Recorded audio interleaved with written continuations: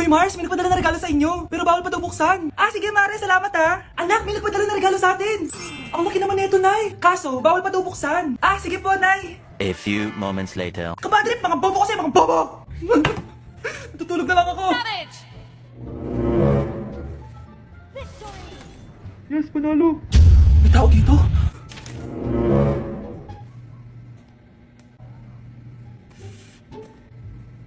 One hour later. Anak, mantik si Mare. Buksan na daw natin. Ah, sige po, Nay. Bubuksan ko na. 1, 2, 3. Surprise, Han! Ah, sakit ah. Ay, sorry. Han! Han, I miss you! I miss you, Han! Panaginip lang? Hoy, saan mo tatalingan? Ay, tatapon ko na po, Nay. Wag! Akin na yan! Asan na yun? Bakit basura naman nito? Nandito tatay mo, diba? Nung pinagsasabi niya, Nay, nasa ibang bansa si tatay.